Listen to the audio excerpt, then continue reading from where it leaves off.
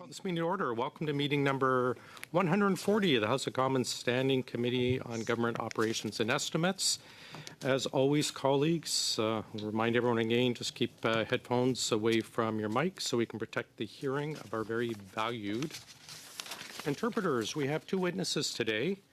We have Chief Bernard, thanks for joining us. We'll open the floor to you for 5 minutes for an opening statement. Then we'll go to Mr. Ducharme.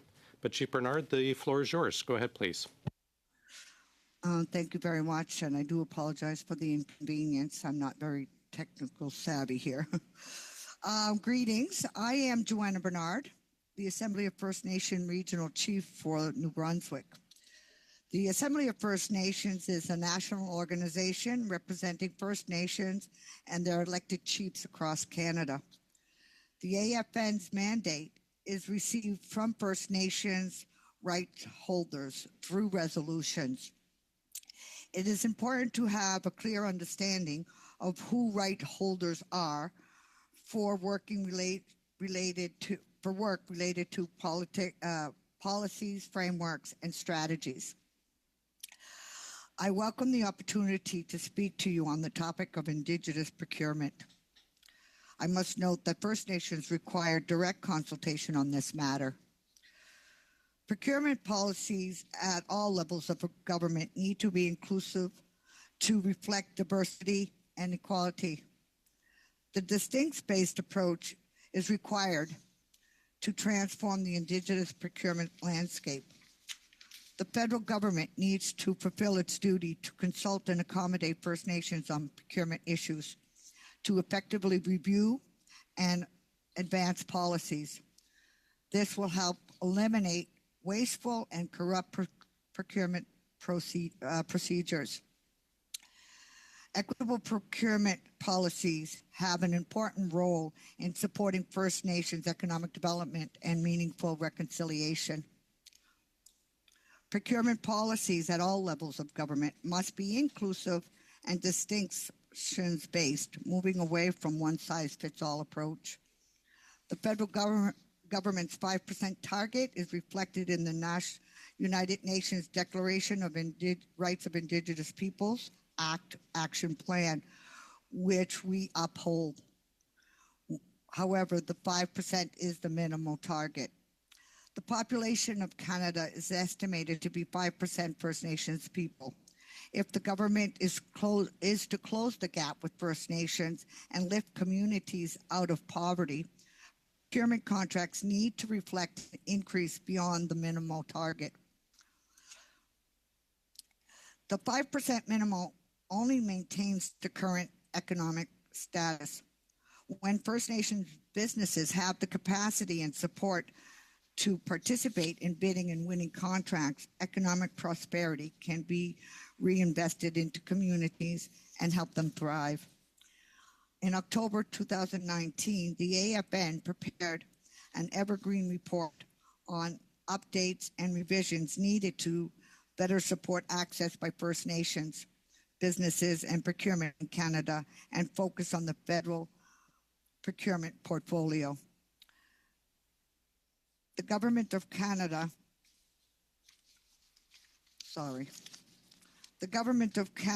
in 2016 awarded over 340 contracts for goods and services and construction valued at over $18 billion.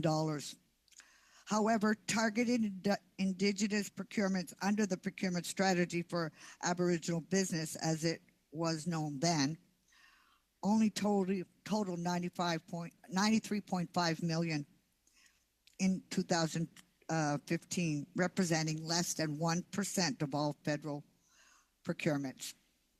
Today, the federal government spends approximately $22 billion every year procuring goods and services from businesses across Canada. Still, less than 1% of that goes towards Indigenous businesses. Procurement policies must also eliminate the risk of fraudulent players looking for financial gains to protect First Nations' best interests. In 2022 and 2023, the federal government released a report on its progress towards the 5% minimum target. The AFN had concerns with the lack of transparency on business definitions and eligible criteria for the types of business who would qualify as Indigenous. Transparency must be prioritized to maintain trust and uphold legitimate Indigenous businesses. Fair, transparent, and open access to procurement opportunities from the Government of Canada, provincial governments, and private sector is the key priority for First Nations and critical to the economic growth, self-determination, and community well-being. The AFN has been working with partner organizations to establish a First Nations procurement organization known as the FFPO from the rest of my speech, which aims to help First Nations peoples and businesses overcome systemic barriers in accessing federal procurement opportunities. Since the first meeting in December 2023, the FNPO has formed a steering committee of 6 Indigenous organizations, including the AFN. The AFN has also been supporting the development of Indigenous business definitions led by the National Aboriginal Capital Corporations Association. It was launched in March 2024 and provides a set of criteria that determines what constitutes an Indigenous business or organizations for the purpose of procurement. An Indigenous business is identified as a business where an Indigenous person has sole responsibilities for making decisions, receives all profits, claims all losses, assumes all risks, and pays personal income tax for the Indigenous sole proprietor, and is 100% owned by Indigenous peoples. Cooperation, partnership, nonprofit, and non-for-profit corporations, charitable organizations, and joint venture definitions will include at least 51% of the business structure is owned or controlled by Indigenous people.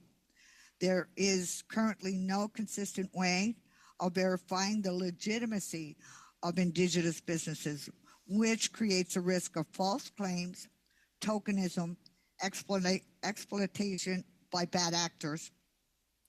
The Indigenous business definitions aim to provide clarity and structure to the procurement processes and to prevent the erosion of trust and respect between Indigenous and non-Indigenous partners. The AFN calls for increased transparency, accountability, and support in the government's procurement processes, particularly those impacting First Nations businesses. The AFN will continue to advocate for necessary changes in procurement policies and practices, while also advocating programs and initiatives designed to enhance the capacity of First Nation businesses. Increasing First Nation opportunities. Sorry, Chief Bernard, we're past our time. Can I ask you to just summarize and wrap up, please? And okay, I got 2 little quotes here. Perfect. And to win, federal contracts should not be impeded by by government's lack of proper First Nation citizenship programs or anti-imposter protections. The process for recognizing First Nations identity, whether by individuals, businesses, or organizations claiming to seek to insert First Nations identity, must be led by First Nations to ensure legitimacy. I want to thank everybody for giving me this time, and this is not the first time I've been working on this since 1999, when the first procurement came out, and we've had issues for the last, I think, according to the standing committee back in 2006, where my brother John Bernard from Donnacona spoke on this, and I'm not sure if everybody at the table has this information from that standing committee, which would help moving the committee forward and making the best decision possible. Another thing before I finish, I do want... Donc, j'aimerais dire encore que il faut arrêter de préparer des documents à 8 kilos et des politiques et de nous les lancer et de dire voici comment il faut passer. Vous perdez notre temps, le vôtre et de l'argent. Donc, il est important que nous puissions commencer ces occasions d'approvisionnement pour les Premières Nations pour que les gens puissent travailler ensemble avec vous pour que nous puissions économiser de l'argent et du temps. Parce que sinon, ça fait beaucoup trop longtemps que cela persiste. Merci. Merci beaucoup. Il nous faut nous arrêter. English, and English is showing on French. Should be fixed now. Wonderful. Maybe it's because I said merci. Thanks, Chief Bernard. We're now going to go to Mr. Ducharme, please. Go ahead, sir. Thank you. Good morning. As mentioned, my name is Philip Ducharme, and I'm a member of the Manitoba Métis Federation. I am thankful to be here on the unceded, unsurrendered territory of the Anishinaabe Algonquin Nation. As Vice President of Entrepreneurship and Procurement at Canadian Council for Indigenous Business, or CCIB, I want to thank you, Mr. Chair, and all distinguished members of the committee for the opportunity to provide comment on Indigenous procurement. Earlier this year, CCIB celebrated our 40th anniversary of building bridges between Indigenous and non-Indigenous businesses and the rest of Canada in support of mutual growth, opportunity, and economic reconciliation. We do this through a number of programs and initiatives, including the research that we conduct, which was recently cited to our President and CEO, Tabitha Bull, by the OECD as some of the best on the Indigenous economy. One of our key priorities over the last 8 years has been on Indigenous procurement. In January 2018, CCIB officially launched Supply Change, our trademarked Indigenous procurement program made up of key pillars including certified Indigenous businesses, Indigenous Procurement Marketplace, and the Indigenous Procurement Champions. The Indigenous Procurement Marketplace, which is an online platform that allows our certified Indigenous businesses and corporate buyers the opportunity to engage and develop relationships while sharing relevant opportunities.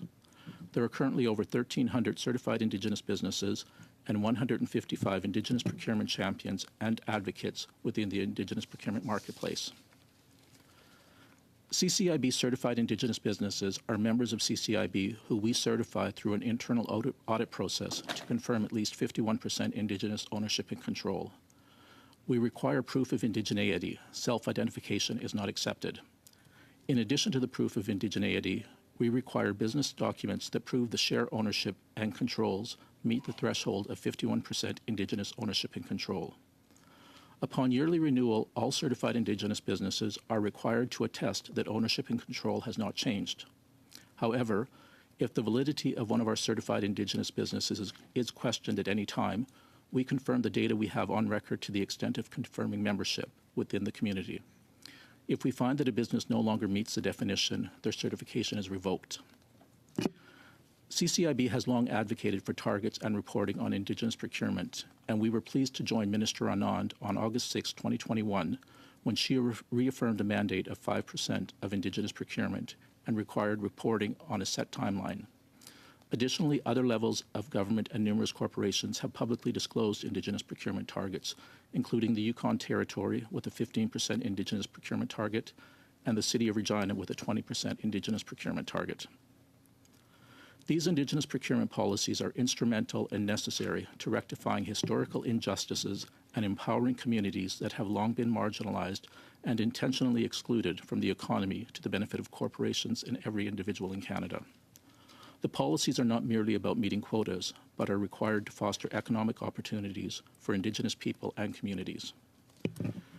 In any policy, there is a potential for individuals to take advantage. Recently, attention has focused too much on those individuals and the negative outcomes they have created. By consistently portraying Indigenous procurement in a negative light or by disproportionately highlighting instances of alleged misuse or failure, a narrative is being created that questions the competence and legitimacy of Indigenous businesses. This narrative is affecting public perception and, I fear, influencing policy decisions. We cannot allow a few bad actors to cause us to move backwards on crucial support mechanisms designed to uplift Indigenous communities. For clarity, Indigenous business success through procurement and that which supports Indigenous prosperity and self-determination largely outweighs the negative reports. Indigenous procurement in line with the 5% target would inject $1.2 billion directly into the Indigenous economy. And if we take ProMetal, a steel manufacturer owned by Pasco First Nation group of companies, as an example, ProMetal works to supply components for armored vehicles, including LAVs, to the Canadian Army.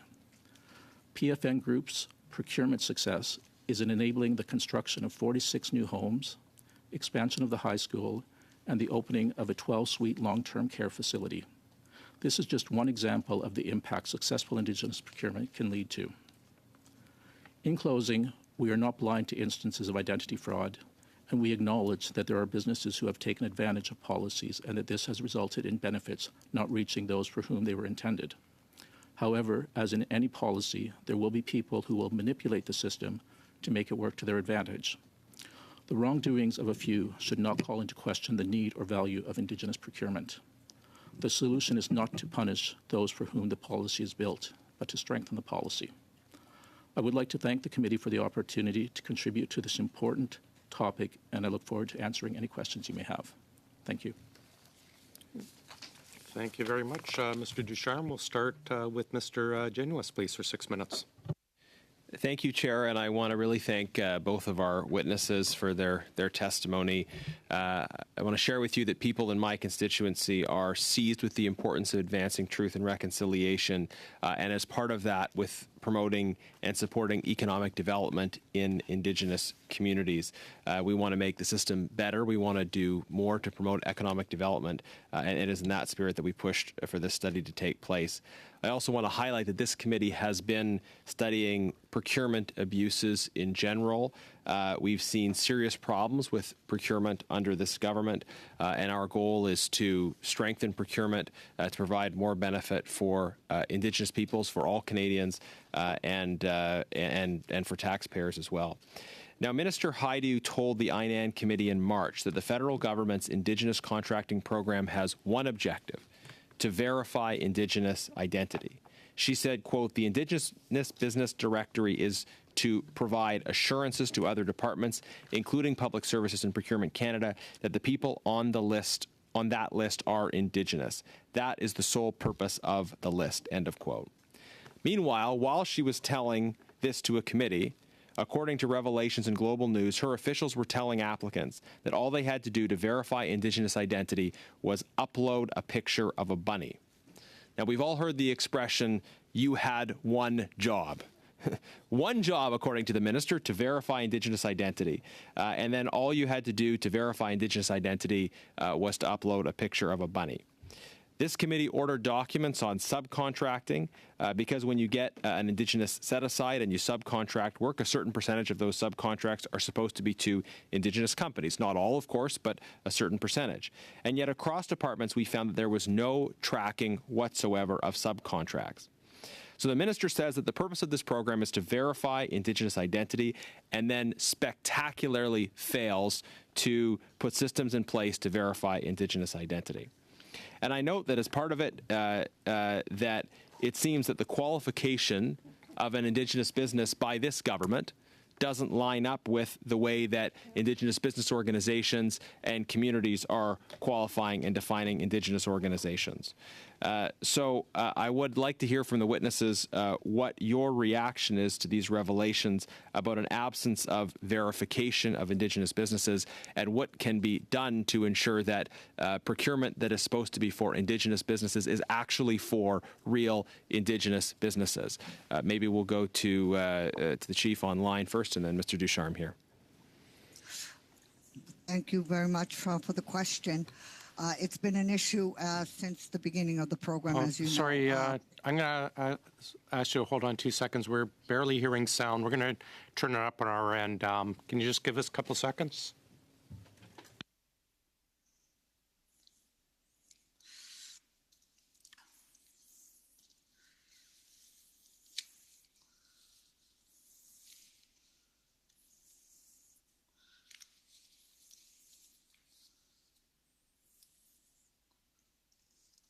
Sorry, bear with us one moment.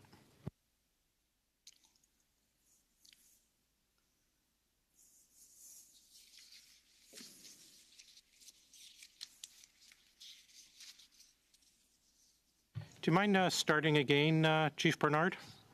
We think we can hear you better now. Okay, how's that? Everything's good? Can you hear me well? Better, thank you very much. Sorry about that. Please go ahead. No, thank you very much.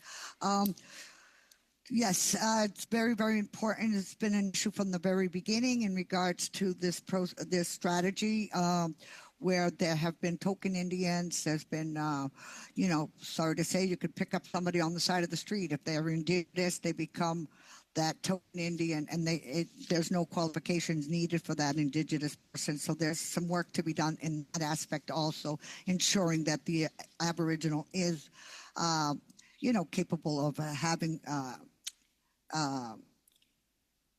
the ownership of this so-called business, if it is a shell company, and to make sure that they're there working day to day, and not just being given a couple of dollars on the side just for their name. So this is huge. And in reference to this, our status, we have a status card. Most First Nations, and I think every First Nation does have a status card. When it comes to the Métis, I'm not sure if there is regulations put in place as it is done in the First Nations, where our status is recognized in Canada. And I want to ensure that all the memberships of all of the organizations have something in place to ensure that they are whether Métis or Inuit or First Nations, that there is verification showing that, and not just walking in a door and say, I'm Métis because my great-grandfather was, has a descendant. So this is important to us, especially when we're looking at a percentage of 5% for the procurement, when we want to ensure that the First Nation organization does have adequate percentage of that 5% to ensure that we're not just giving 5% to another organization person whose membership has not been verified by INAC, or does it fall within the terms of that membership. So that's very, very important. And it's been an issue from the very beginning. And I'll give you a perfect example. I owned the brick furniture store back in at the time that the Minister Bernard Valcoux was the Minister of Indigenous Aboriginal Affairs. And I asked him, I want to sell my mattresses to the shipbuilding down here in Halifax. And I asked him about that because at that time it was 10% procurement. And he said, it is the law, but there's nobody pushing it. So that's a problem from the very beginning. You had this in place and there was nobody governing it or managing it to ensure that we did receive our 10%. Just to quickly probe that in the time I have left, though, can I ask, why isn't there a lining up of the federal government's qualification with the qualifications that are coming from Indigenous communities? Why is there a dissonance between what they're calling an Indigenous business and what you're calling an Indigenous business? Well, it's because there's no verification. At the end of the day, they seem to think that if you walk in the door, you cannot ask if a proof of Indigenous. And that's where the problem lies. When anybody can walk in the door and say, I'm Inuit, I'm Métis, or I'm First Nations, without any verification. And as you know, First Nations communities and band members have received their status from Ottawa. Membership on the other Indigenous organizations, I'm not sure how that's working, but that's questionable to me as a First Nations person. And I just want to ensure that we are doing this in a correct way and stop going behind closed doors and coming out with documents to say this is what we have as a policy, now tweak it. You wasted time and money. As I mentioned earlier, we need to be at the forefront of this discussion, and because we know where the needs are within these policies. So please take that into consideration before moving forward, again, going behind closed doors and saying, well, we heard from them, and this is what we come up with. That's got to stop. They've done it for years and years and years, and it's got to stop. It's wasting government money as well as your time and my time. Thanks very much. Mr. Ducharme, maybe we can get to you the next intervention. Mr. Batiste, please go ahead. Thank you for that, Regional Chief Bernard. It's good to see you. Regional Chief, I understand from your testimony that there is not one way in which all three First Nations, Métis, and Inuit determine indigeneity. Would you say that's accurate? Yes. And can you tell us a little bit about how First Nations status works? I know that me and you have had conversations about the second generation cutoff, but can you explain it to the committee in just a minute? Yes, I will try to do that in a minute. Basically, the First Nations status is cut off after the second generation. Problem with the Métis membership, they could be 10 generations down, and they just have to say that their grandfather or great-grandfather or great-grandmother was Indigenous, and they become members. So there is a very distinct problem there when it comes to why are we as First Nations being cut off after second generations and the membership of the Métis and Inuit? I'm not sure, like I said, the details, but it's very concerning to First Nations communities. So we lost you there for a little bit. You know, as a status Indian, I might have a child with someone who's outside of the Indian Act, and that child would therefore become what they call a 6'2" Indian. But if that child was to have a child with someone who isn't part of this Indian Act, then they would lose status. And that's how second generation cutoff works. Is that correct in your mind frame?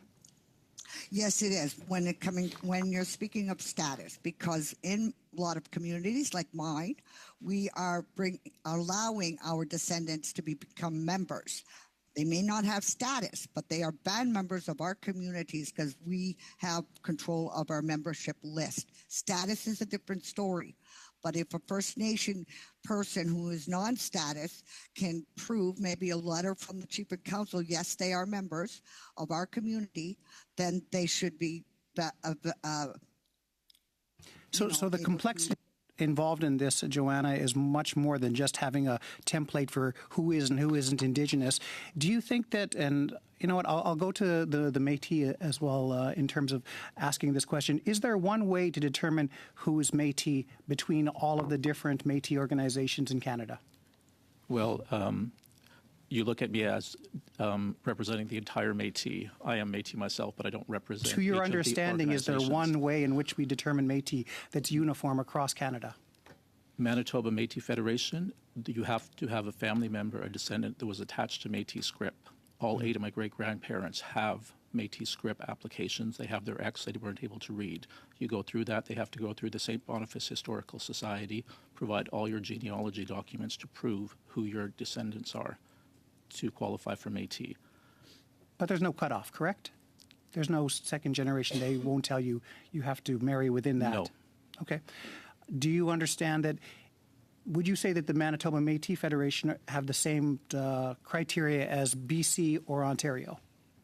I have not applied to either one of those provinces, so I don't know their criteria. Okay. My understanding is with the Ontario Métis, they were supposed to be part of a historical Métis community.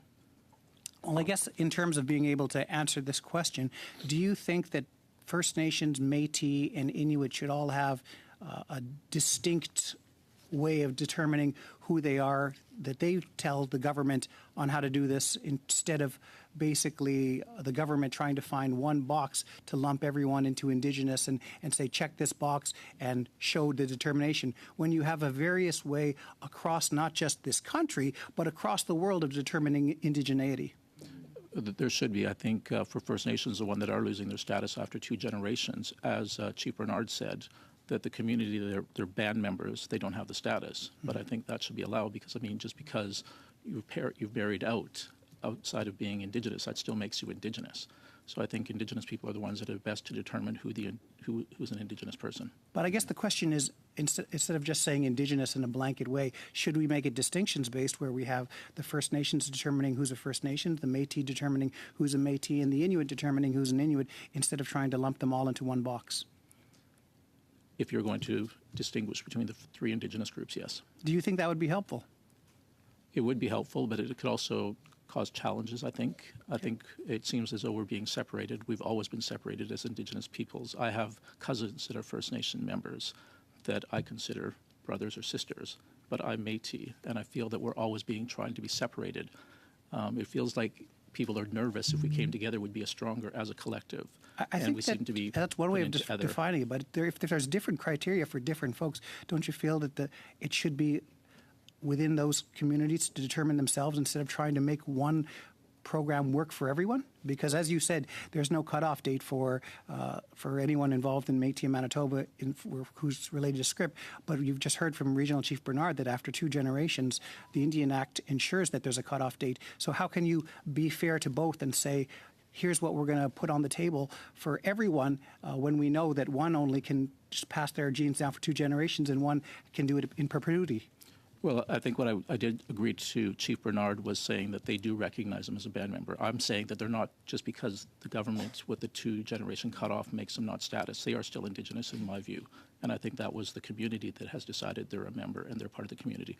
With the Métis, you have to be recognized by a community as being a member of that community as well. So short question, Joanna, do you think it should be distinctions-based? The First Nation determine the First Nations, the Métis determine the Métis, and the Inuit determine their Inuit, instead of having a boxed approach to indigeneity? I do believe there's a problem there, as we only have a 5% procurement strategy. And if you look at the membership, over almost 1 million First Nations people across Canada, and then the Indigenous, the other national organizations, what are their population? And their population list or their membership list is, to me, not really valid when we can't add 2nd generation and more where they can. So the validity of the membership from Métis is questionable in my opinion. There should be something where across the board where it is verified, not just saying, well, my great-great-grandfather or grandmother is Indigenous, so that makes me Métis, and then become a member. And my concern with the 5% is when you're looking at the AFN with the huge population compared to the other 2 smaller organizations, where is that going to be fair for the procurement strategy, making sure that Indigenous First Nations and peoples are getting a chunk of that 5%? Because I worry that the procurement will allow a Métis or First Nations to take it all. Or the majority of it. And that's where we need to ensure that we're not being cut off because the 5% is reached. So now First Nations communities or businesses, actually it's not communities, it's businesses. It has nothing to do with the community. We could talk about that at another time because there should be benefits to the community. But like I said, it's just not working, Jamie. Thank you very much. Mrs. Vignola, please. Merci beaucoup. Thank you very much, Mr. Chair. Mr. Ducharme, Ms. Bernard, thank you very much for being with us today. This is a topic that is very important because giving 5% of contracts, as you stated, to a certain group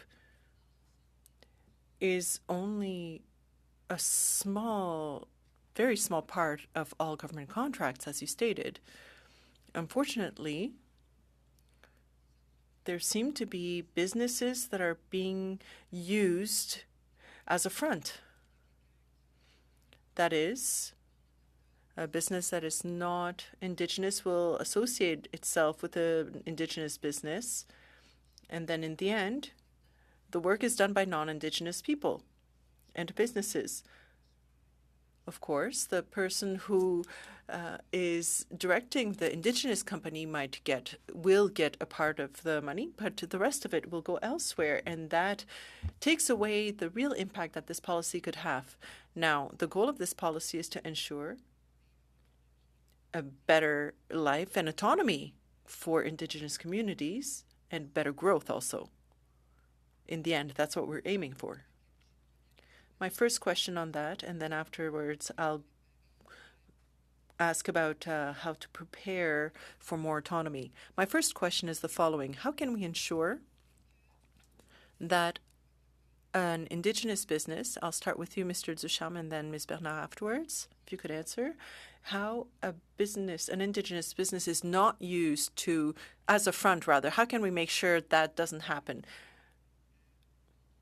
So that it gives non-Indigenous businesses access to contracts that were supposed to be for Indigenous businesses. Thank you.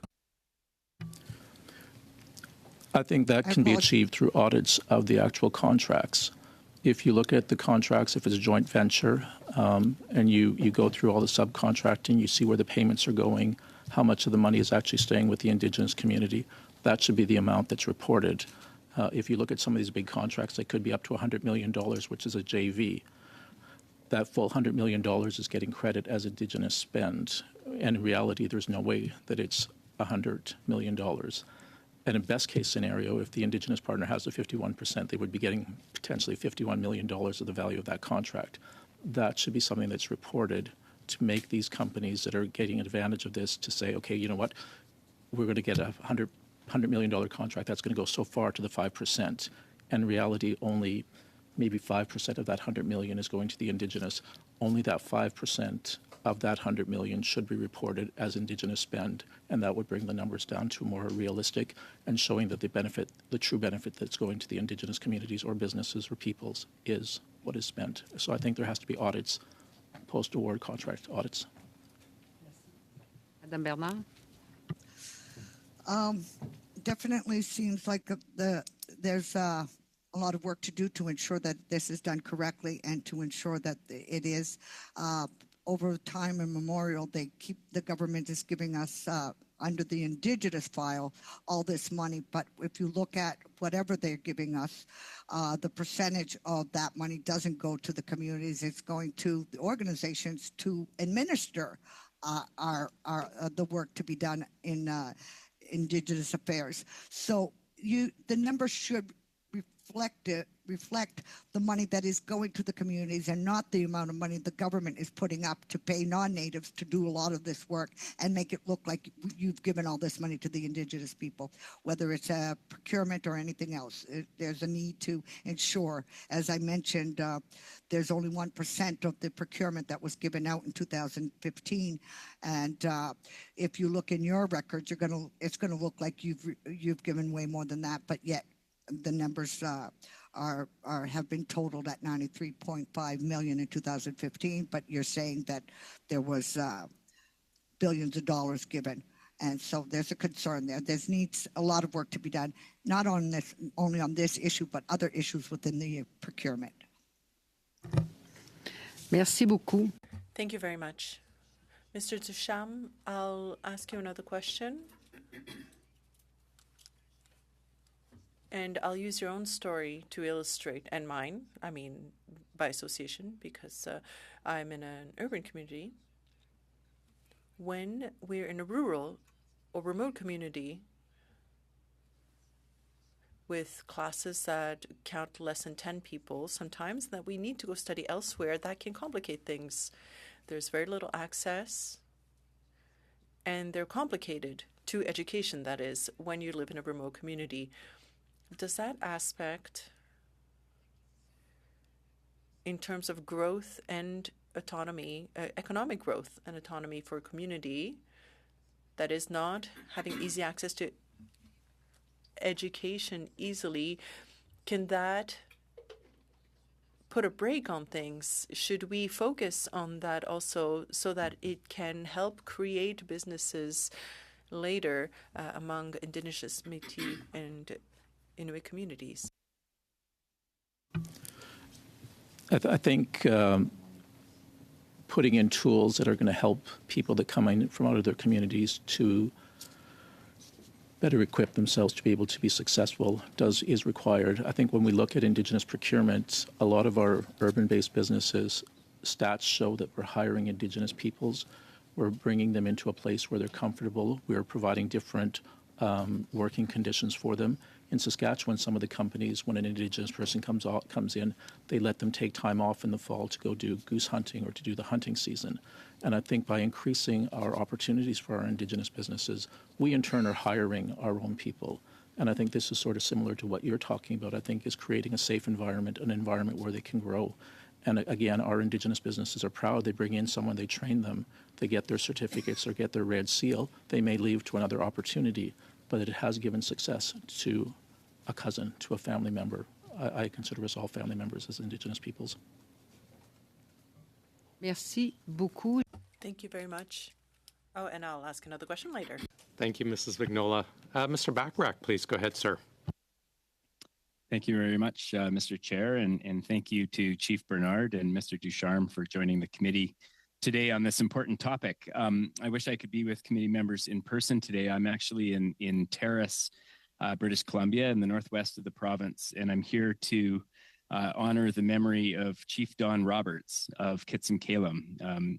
Chief Roberts was not only a hereditary chief with Kitsim-Kalem, he was also the elected band chief for almost 20 years.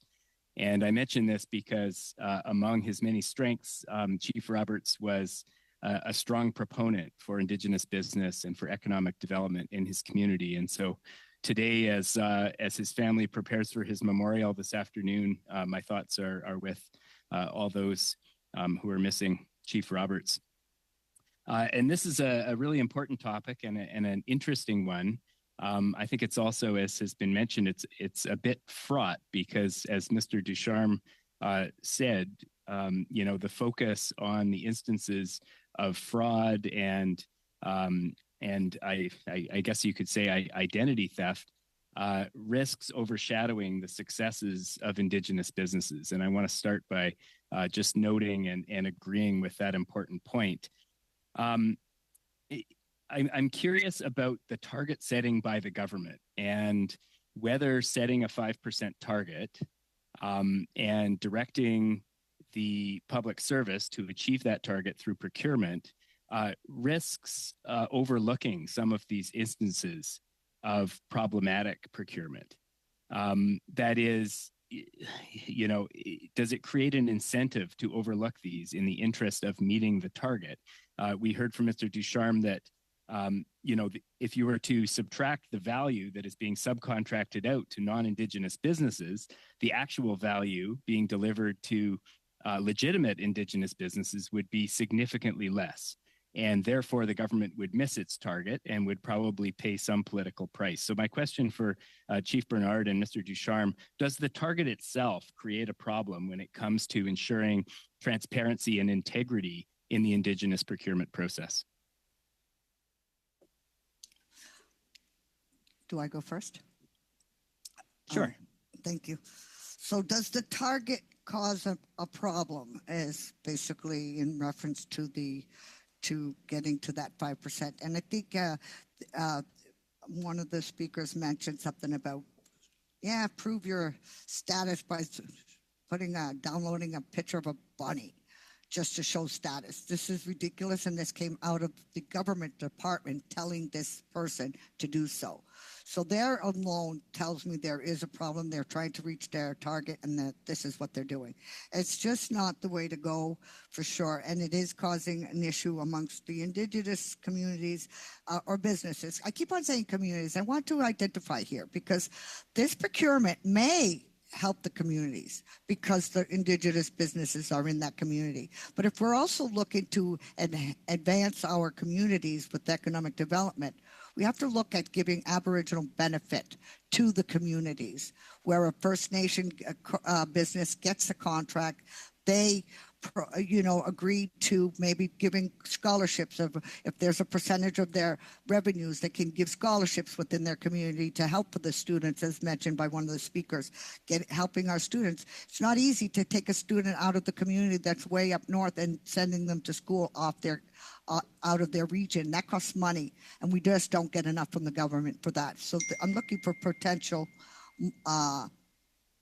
a potential avenue to support First Nations through an Aboriginal benefit strategy for the communities as well as the business entrepreneur, the Indigenous entrepreneur.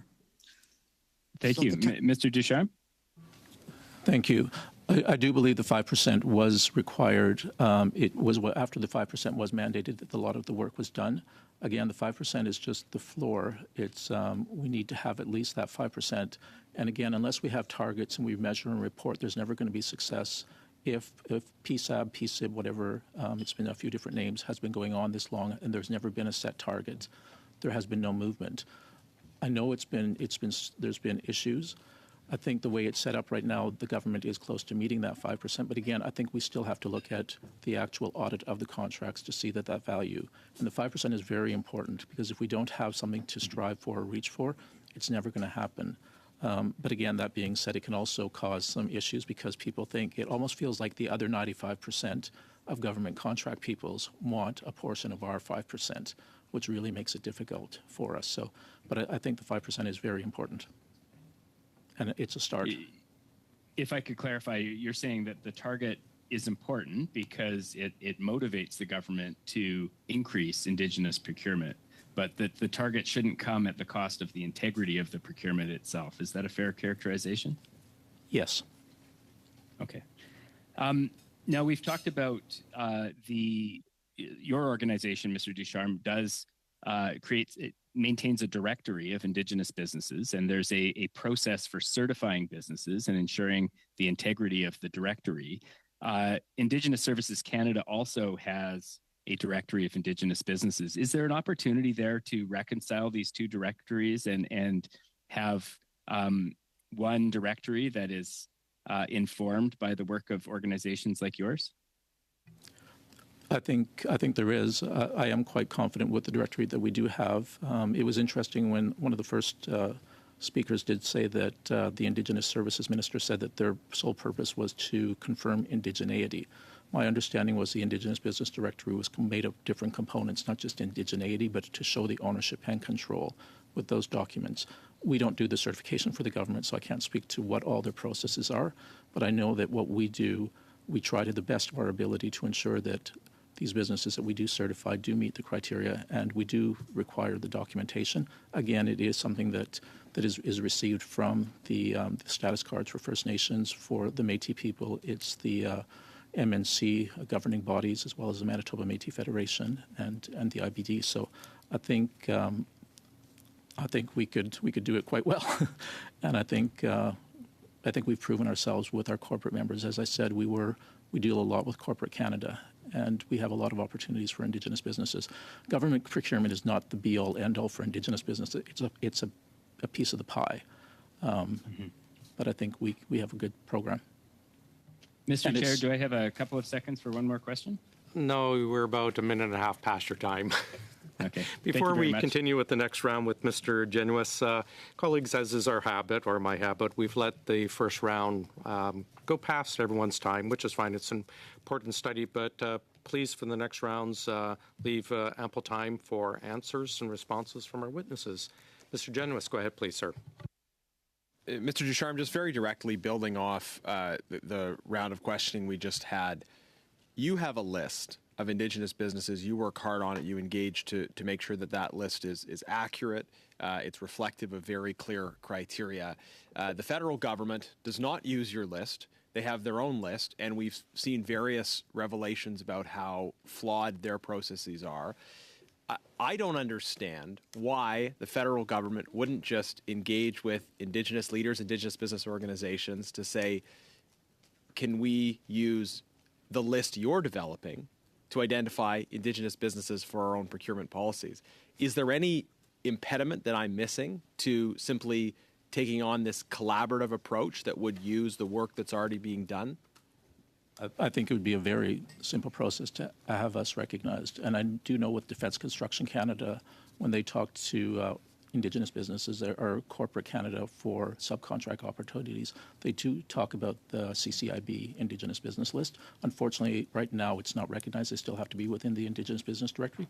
But we have been advocating because, again, we are very confident the businesses that we do have are Indigenous businesses. Corporate Canada leans on our list for their Indigenous procurement. Right, so the private sector is using your list. I'm hearing you saying there's no impediment, and I would just add this is so typical of the way the federal government often operates, is trying to replicate work that's already being done and doing it less well. I also want to follow up directly on Mr. Baptiste's questions.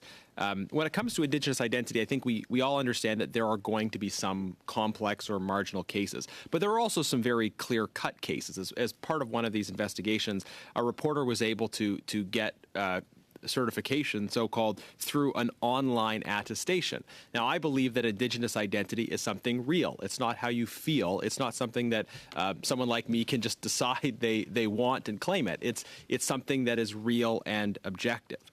Now, in that context, I note that a couple members of Parliament, both themselves Indigenous, have used the word pretendian or pretendianism to describe this phenomenon of people kind of outright pretending to be Indigenous in order to benefit. So I want to ask you kind of a multi-part question about that. The first is just on language. Do you think this terminology is appropriate? Is this terminology we should be using or not? Secondly, my understanding is that concerns about this falsification of identity are broader than just procurement, that we see other instances, in fact, where this pretending to be Indigenous is causing problems, and what can we do about it? And then just thirdly, would you agree with what I said at the beginning, that Indigenous identity is something objective? It's not a subjective question of how you feel. It's an objective, verifiable reality. So for this, maybe we'll start with Chief Bernard, and then hopefully there'll be some time for Mr. Ducharme. Yeah, it's an issue definitely in regards to the verification of the status. I mean, or the validity of the Indigenous aspect of any individual, and it's just not right that it's different for each of the three different organizations. There needs to be some consistency in those three when we're verifying who is Indigenous and who is not. Because as mentioned before, Mr. I can see your name there, Jen. Genuine? I can't see it. Okay, anyways, just to, yeah, I see it a little bit there.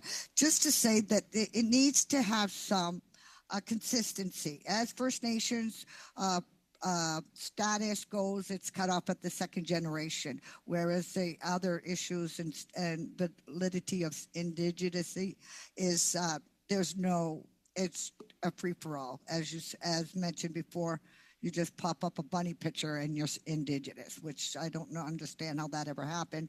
And if that person happens to be on one of the lists of the national organizations. And again, I do question the validity of those memberships. If there's a First Nations person who falsely received their status, they are revoked. When they are brought to the forefront, the federal government has taken back those status from those individuals who falsely claimed. So it would be the same for all of the three organizations. And to get Mr. Ducharme, because I cut him off last time, so. And real quick, because I'm going to end up cutting you off. Unfortunately, when you said terminology, I kind of lost what you were requesting, asking. But I mean, I think just the word pretendian that some members. Pretendian is something that it's just very. I'm in my 50s. I've been around a long time. I've faced a lot of discrimination.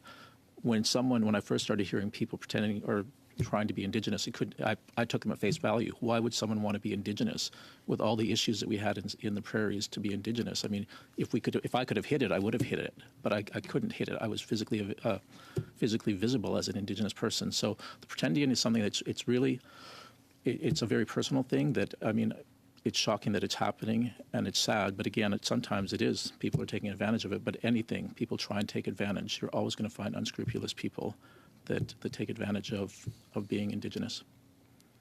Thank you very much. Mr. Baines. Thank you, Mr. Chair. Mr. Ducharme, I come from Richmond, British Columbia, the traditional territory of the Coast Salish Musqueam peoples, and Boeing has a 100-year history there, and they recently made a investment of about $61 million, and out of which $13 million went to Coda Aviation. It's a manufacturing firm. They make machinery and parts. They're a supplier for Boeing now. And I'm just curious, what role does the private sector have when it comes to Indigenous procurement? I think the private sector has led on Indigenous procurement in Canada.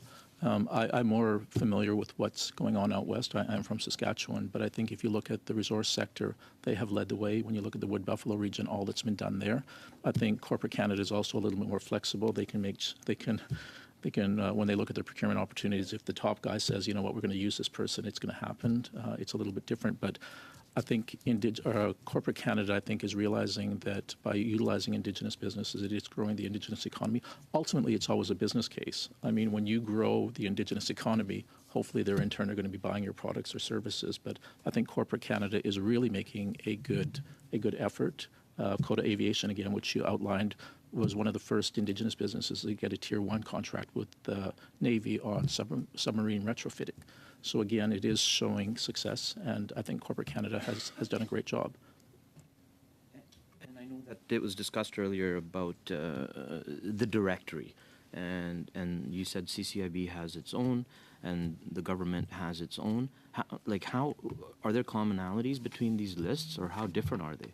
And are you aware of the differences between these lists? Well, again, I don't know the process that the government uses. I mean, when you go online and look at the government process to be registered as an Indigenous business, it does say you have to include the proof of indigeneity, you have to include the documentation to show it. I mean, that would be very similar. We followed a bit of the guidelines to look at that. We also looked at the U.S., where supplier diversity is sort of a component of that. It's been happening since 1968. So the documentation to prove the 51%. I mean, the government list, I'm not in the back end of the government, so I don't do their certification. I'm quite confident with what we do for certification. And it was something that our corporate members also wanted to ensure. We did a survey in 2016, and 72% of them wanted to ensure that if they were working with Indigenous businesses, that it was a bona fide Indigenous business and not someone claiming indigeneity just to take advantage of a programming. Have you in any way had an opportunity not to even sort of cross-reference, have that consultation process with the government side on lists, and is there a consultation process that you're working on consistently, on a consistent basis with the government? We do work a lot with the federal government. I mean, a lot of the stuff I can't speak to it. I mean, I know the one they're talking about, the bunny. I mean, I think there is some context that hasn't been brought forward to that one. I mean, it was an Indigenous, the tribal council that owned the business, was my understanding.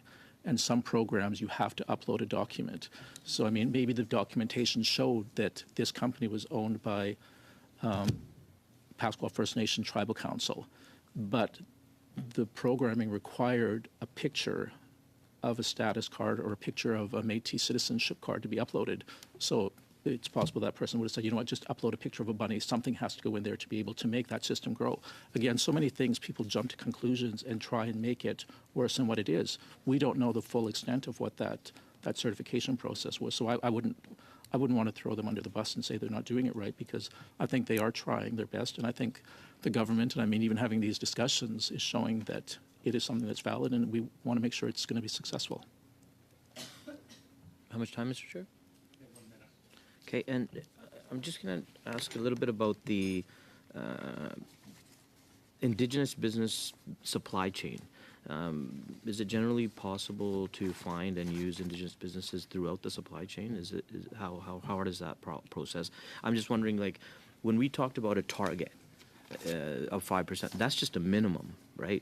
That's just like something to get to. And I think I saw in 2022, 23, the number's gone up to 6.26% of its contracts are gone to Indigenous businesses. So exceeding it, it's not that we're just trying to get to 5%. It's about getting more, and sometimes there could be a situation where there's not that many businesses, but are we able to find through the supply chain businesses? I think they say there's upward of 60. No time left for a response. We'll go to Mrs. Vignola, please, for 2.5, please. Thank you very much, Mr. Chair. Listen, I'm listening to you, and I have so many questions. I'm taking tons of notes, but I'll try to be quick. Ms. Bernard. And Mr. Ducharme, you can add on also. Who is best placed to determine who an Indigenous person is? First Nations, Indigenous, and so on.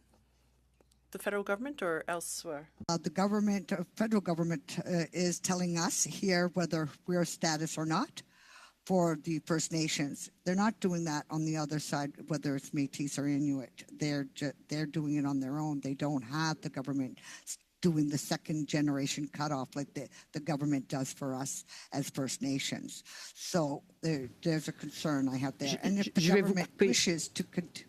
Je vais vous couper. Je m'excuse. Sorry, I have to cut you off. I'm very sorry. I understand that currently it's the federal government that is making that determination. Is it well placed to do that, or should it be left up to the communities themselves? Well, I truly believe it should be the First Nation, but there's a process to that. Some First Nations have their own registry and their membership. So they do it with I think it's called section or band. 10, so that allows them to have their own membership. You have to work towards that, and First Nations get to get to that point, but it doesn't matter even if you have your own membership. The government does not recognize after the second generation for First Nations, and that's where lies the problem. If the government stepped away from that and allowed us to allow our descendants to be on there, we wouldn't have an issue with whether Inuit or Métis. But I personally have an issue when the government is controlling First Nations, but yet not the membership of the other two organizations. Thank you. Merci. Thank you. I have about 30 seconds left, and I'll take this opportunity to make a comment. I do not understand why the Indian Act is still being applied as it is being done, and that it's still the federal government determines who First Nation, Métis, or Inuit person is a First Nation, Métis, or Inuit person. It's not up to the federal government to determine that. You are not eternally children. You are not minors. And it is more than time that we give you back that autonomy, that possibility to grow, that to you and your communities. That's clear and simple. Thank you. Signola, back to you. Mr. Backrack, please, sir. Thank you, Mr. Chair. Chief Bernard, you said something I found very interesting in one of the previous rounds of questions about the benefit to community. And, you know, this is something that as a party, we wholeheartedly support writ large, not just for Indigenous procurement, but for procurement in general, that when governments spend millions or billions of dollars on infrastructure projects, for example, there should be benefits that go to communities. There should be apprentices. There should be women employed. There should be some legacy. There should be local employment. And so this is something I think that's very germane. And yet I've seen representatives of this federal government get up in the House and say that Indigenous procurement is solely about the individuals receiving the contracts. It isn't about community. Is this a gap? Is this something that your organization has brought up with the government as a shortcoming? I just notice quite a stark contrast between the comments of the government and the comments that you made before the committee just a moment ago. Well, First Nations are government. They're not in the business of doing business. They are not entrepreneurs. They are government. They do need help and in-house resources as much as they can. You know, we're not the only department that is not funded sufficiently, as you know, like education across the board is not sufficient, like anything else. So the only way for us to get ahead of that is to have some in-house resources and revenues. And one way to do that is to look at the local economy, looking to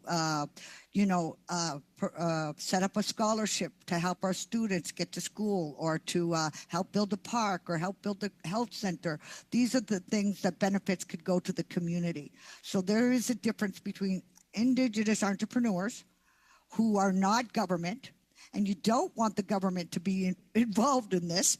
I mean, if for some reason I'm an entrepreneur and I don't like the chief and the chief don't like me, I get nothing, which is why they never worked for fisheries and never worked for forestry. They gave the allocations to the community, and then the chief and council made these decisions who had no background in fisheries or forestry. So this comes back full circle here.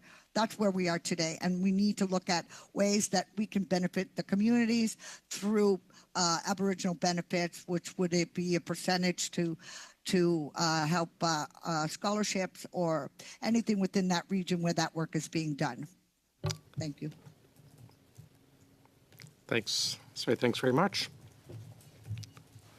Mrs. Block, please.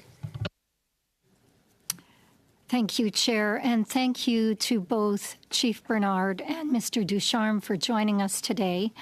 My first question can go to either one of you.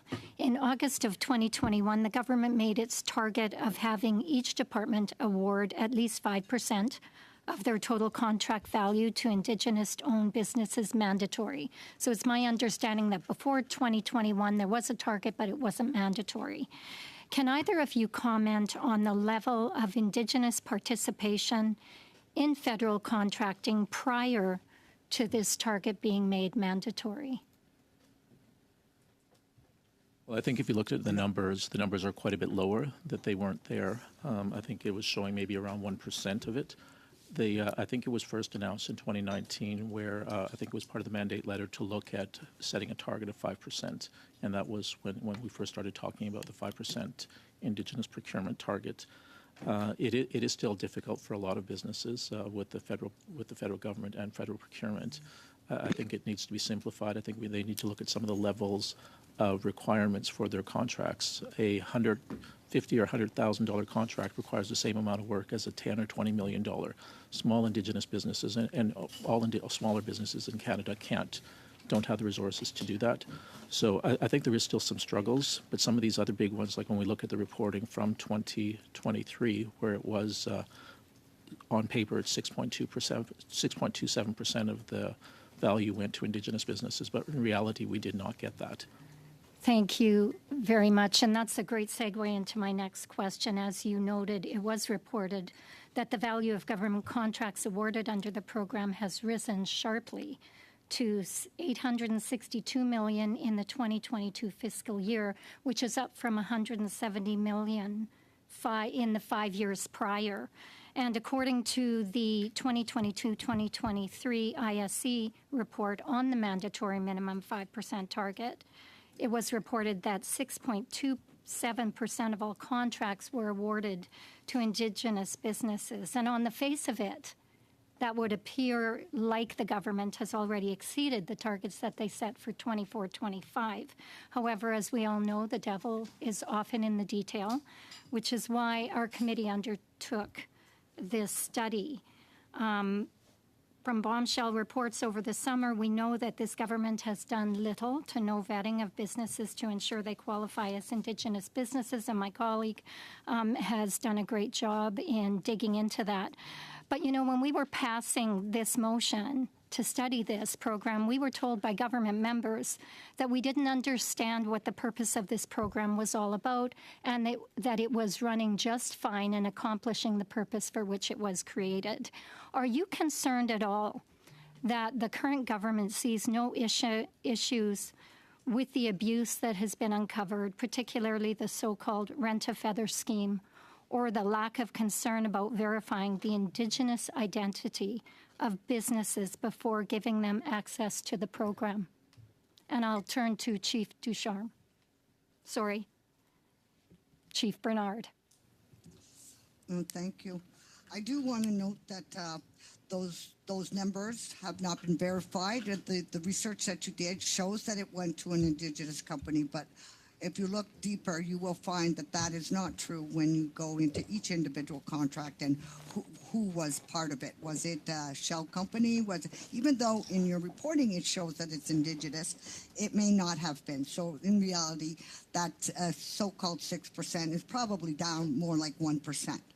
I just don't understand. At one point it was 10% when the first Aboriginal procurement strategy came out. It was 10%. There was no governing of it. Nothing was done to enforce it, as mentioned. And then in 2019, according to what I just heard, that they've been starting to try to enforce it, but yet they're not looking into the details. As we know, the devil is in the details to verify actually how much that Indigenous company or person or entrepreneur received, because the majority of them, I hate to say this, is they are shell companies, and so it's important to really go deeper to see where that percentage is at. And to me, it would probably be more down in the 1%.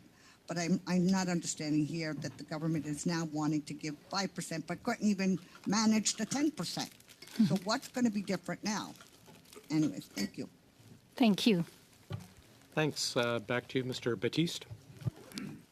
Mr. Ducharme, I was really interested in the discussion you had about the uploading of the picture. Now, you know, I know many communities, many First Nations across Canada also have corporate divisions within their communities. I know that in Eskasoni, the community that I'm from, has an eagle that represents their corporates. I've seen others in the West use buffaloes. In British Columbia, they use the orcas. Is it possible that this narrative that the media and the Conservatives has spun about a bunny being used to verify verification was actually the government just asking for a picture that representative of their community? I don't know if it was representative of their community, but again, I have been to places where I've been told, like even some online platforms where they say just upload a blank document or something because the system requires something to be put in. Again, I'm just speculating, but when I look at it from the business, it was reported that it was a community-owned business. Well, a community isn't going to have a status card on its own, so maybe that could have been why it was determined that just upload a picture. And to bypass the system so that you can actually go through the certification process. And again, I'm speculating. I did not do the certification. Okay. Regional Chief Bernard, do you believe that it's important to have a percentage of the procurement going to Indigenous communities, First Nations communities, Inuit and Métis? And do you see this as something that's valued in terms of the efforts made to decrease the gap of Indigenous-owned businesses in Canada? I definitely do think that it's essential to help, the communities and poverty within the communities. Because if there's a community entrepreneur that is making money, his money's being spent within his community. So it does benefit the community a bit. And in regards to the tribal councils, they are owned by the First Nations. So the First Nation has a band number. So to so-called rabbit pictures, it doesn't make sense. You just show that you are from that community and what that community band number is, and it's registered in Canada. Each community is registered with the number, so that would be the way to do it, and not just as a tribal council because they don't have an individual band member. So there's ways about that this can be done efficiently and properly to ensure that the word tribal council, anybody could use it. So to me, I'm assuming that a tribal council is consisting of multiple, maybe at least 3 First Nations, and in doing so, they can use their band numbers for that community instead of a status number. And Regional Chief, I share with you the concerns around the Indian Act and the cutoff. I know that we've had conversations of this. I've had conversations with the National Chief. You know, when we passed Bill C-15 on UNDRIP, it actually has a clause under Article 33 in UNDRIP that says Indigenous people have the right to determine their own identity or membership in accordance with their customs and traditions. This does not impair the right of Indigenous individuals to obtain citizenships of the states which they live. And so if C-15 has now received royal assent and United Nations Declarations of the Rights of Indigenous People is the law, and we believe in Canada that this is the law, has AFN tabled any kind of resolutions in which they could assist the government in determining a better system for us to determine status as a moving forward? As you know, there are a lot of resolutions that are being passed in reference to this. And all I have to say is stop doing the work behind closed doors. Bring us to the table. Work with us. We will help you to have a better understanding and how to get these policies and even legislation changed. But we need to be there with you. We need to work from the very beginning of the issue, not like after, all these years go by and time is wasted, money is wasted, and then say, well, how can we do to fix it? Just bring us in from the beginning. And I think that should help in reference to the getting this right finally. Thank you, Joe. Regional Chief, I just wanted to. Isn't that the process that the minister is currently undertaking with AFN? I know she's working with the Youth Council, the AFN, in a consultation process that opened up in December to explore ways around the second generation cutoff? Well, yes, sorry, I'm just going to interrupt. Sorry, I'm going to interrupt yes or no just very fine. Briefly. Do you mind moving your mic down about... Perfect. Thanks very much. And we're not out of time. You have about 25 seconds to respond, please. Okay. Well, I just want to say there should be a cutoff for other organizations. If you're going to do it with the First Nations cutoff, then you must do it with the other organizations. And if you don't, then stop the cutoff after second generation. Let us decide who are the people living in our communities. Because as you know, if you're living in the community and you are not status, you don't get funding for it. But we put them as members in our communities because we take care of our families. And there's no way in heck that we could tell the Prime Minister that his grandchild is not his blood. So come on, we got to fix this, and that's another subject.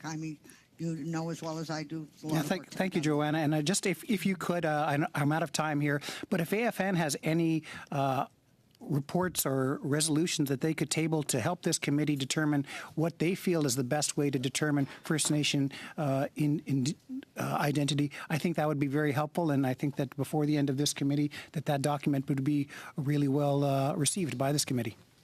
Thank you very much. Mrs. Kusi, please go ahead.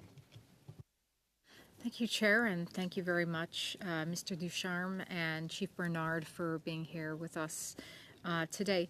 I just want to go back to some previous testimony of yours, Mr. Ducharme, in 2018, prior to the August 6, 2021 announcement, to sort of measure what you said, what you suggested, I should say, versus what the government produced. So in 2018, when OGGO previously studied this issue, your organization sent in a brief that stated the federal government should award points to bidders based on their relationships with Indigenous businesses and communities to ensure that there is Indigenous engagement throughout their supply chain. Is this a recommendation that was accepted and acted upon by this government, in your opinion? I'm sorry, don't quite understand. Like, was that from corporations that would have to ensure that they had Indigenous inclusion within their opportunity? Yes, that in going through a procurement process, yes, that more points should be awarded to those bidders who have relationships with Indigenous businesses and communities, so not significantly, or not solely on the basis of being recognized as Indigenous through the self-proclamation or officially as the processes we have heard throughout the testimony of this committee, but through the relationships. Do you believe that do you still believe that's important, and do you believe that this recommendation was incorporated into the process? It has been implemented into some of the process, and I think that's within the Indigenous participation plans. A lot of the government, there is no standard procedure right now or threshold for that. But some of the bigger contracts, there is an Indigenous participation plan that's included within it. And within that participation plan, they talk about community investment, they talk about employment, subcontracting opportunities, and they are awarded points for that. The evaluation of that has to happen with all of them. I know the federal government, and again, there should be a threshold. It shouldn't be just at the discretion of the contracting authority as to whether or not to include an Indigenous participation plan. I think that's very valuable because, again, that does give the smaller ones. And it is also, as when the Chief Bernard was talking about with the community investment, within these participation plans, they will go into the community. They might help with building a school, building a park. It is happening more. There is seeing it more. That's why some of our corporate members are also hoping that the federal government would recognize our certified Indigenous businesses because they are working with those businesses, and that could be included within their Indigenous participation plan results. Thank you for that. However, in the 2018 study, government officials also testified that they encouraged Indigenous businesses to enter joint ventures with non-Indigenous businesses to bid on contracts. In your opinion, should this practice be encouraged, or should the focus be entirely on improving socioeconomic outcomes for First Nations? I shouldn't say entirely, it should be entirely based on that, but should that be done through the not encouraging Indigenous businesses to enter joint ventures with non-Indigenous businesses? Well, I think joint ventures do have a place, and they are required because if the smaller Indigenous business, a lot of it could also even be with the insurance requirements, with the bid bonding, that the Indigenous business does not have the capacity to be able to do that. The non-Indigenous business of joint ventures is there to help the Indigenous business grow. There should be a shelf life for a joint venture. I mean, there's been times where a joint venture has been going on 20 years.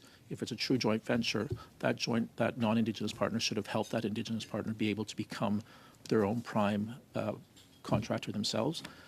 So joint ventures are important, but they have to be looked at and ensure that the benefit is there is growth to the Indigenous businesses. It can't be something that's always going to be able to bid on these contracts and be getting contracts for 20 years because of a JV, and there has been no growth for the Indigenous partner. In our evaluation of the ArriveCan scandal, we found that there were significant faults in the subcontracting processes. So in your opinion, should there be an overview of the subcontracting process to ensure Indigenous involvement throughout the supply chain? There is, and that's where I've been saying earlier that there should be a pre-award, post-contract audit done to ensure that what has been claimed to be benefiting Indigenous businesses is happening. For those ArriveCan contracts, again, I'm not privy to them. I don't know what it is. I just see what the media, and again, media or what is reported needs to be taken with a grain of salt. But if they actually looked at that, and if there was a value to say, okay, well, within that ArriveCan, that went towards the PSIB or the amount of Indigenous procurement, I don't understand. I don't know if any of that value went to the procurement strategy for Indigenous business as part of Indigenous spend. Thank you, Chair. Thank you. Mr. Kusamirchuk, please. Thank you, Mr. Chair, and thank you, Mr. Ducharme, for being here today. Before I became a member of Parliament, I worked for a regional innovation center, WeTech Alliance, and we helped establish a program. We worked with First Nations Indigenous partners to establish a program called Supporting Aboriginal Youth Entrepreneurs in Windsor, Essex, SAWI.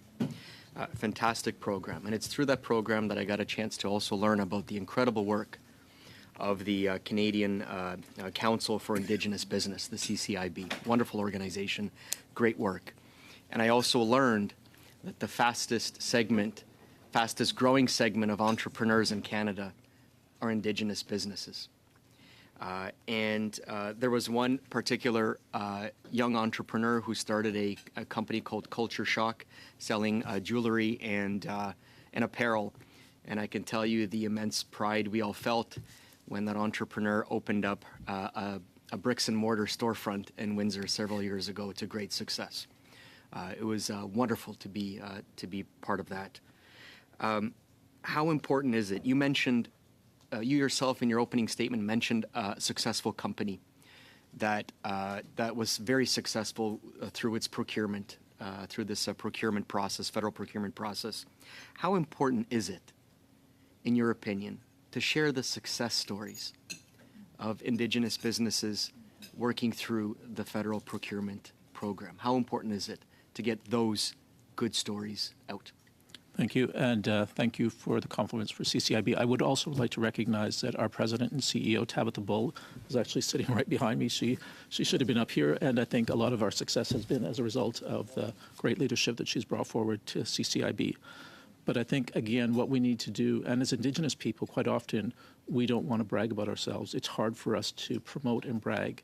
And I think we at CCIB need to be doing that. We need to showcase, because, again, when you see the success and when you see the growth and what Indigenous businesses have done, people, it's a little bit frustrating sometimes to say, oh, I worked with an Indigenous business and I did that. Well, why do you think we can't do that? But unfortunately, that is sort of the perception. Again, so much media, and whenever Indigenous are involved, it's negative, just like with an Indigenous procurement. A lot of these things where people have taken advantage of it are showcasing. That gets the bites. That's what people look at. I think we should always be celebrating.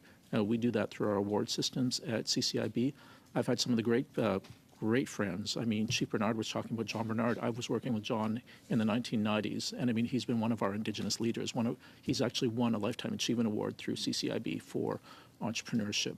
And again, I think it's so uplifting for our young people to see someone that looks like them succeeding, going in, having a nice car, having a nice house, and sharing, giving them opportunities. So anytime, we should focus a lot more on success as opposed to failure. And I think Indigenous procurement is a means of success. As I said, like even when you look at the Boucher Group, it's a privately held company. They gave $1 million away to charities this year.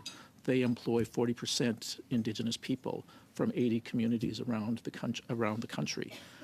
We can take care of ourselves. You know, if all of a sudden you decide to drop this, well, bad on you, but we are still going to succeed. As Indigenous people, we've been knocked down and opportunities taken away from us for so often, but we are resilient, and we're going to keep going. And I think we do need to showcase our success. There's incredible businesses. I am so proud. I think I'm one of the luckiest people. I travel across the country working with Indigenous businesses. We have roundtables talking about this and the innovation. I mean, if you look at the defense sector, there are so many new, upcoming, innovative, that provides so many great things. We are hosting an Indigenous procurement event in Edmonton on October 16th. We have 4 certified Indigenous businesses that are going to be showcasing the innovation they bring. Some of the stuff they bring is actually going to help corporate Canada. They can sell some carbon capture points. I don't know what all that is, but again, the innovation that Indigenous businesses are bringing is incredible. we're going to showcase that. We're going to showcase also our Aboriginal procurement champions that are doing a lot to help Indigenous businesses. We're also going to be talking about government procurement. So again, we'd welcome anyone to join, and it's going to be a great event. We just need to promote and showcase that we are successful, and there's a lot to be proud of.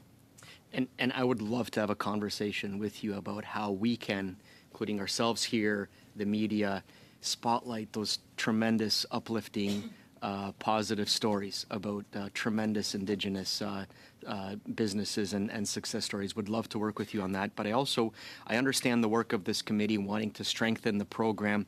And I just wanted to quote the minister here, Minister Haidu, who stated, quote, "We're working with Indigenous partners to think through a better way, perhaps even at some point turning over maintenance of the list to Indigenous partners."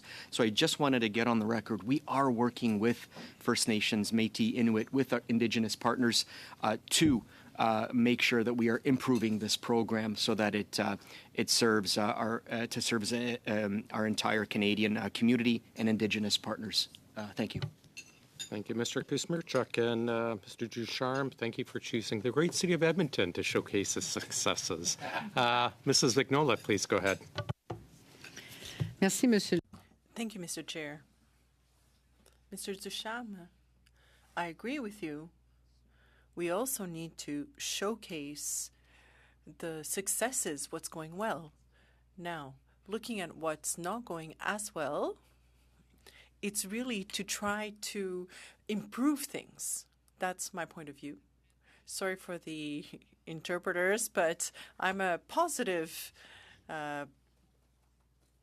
complainer.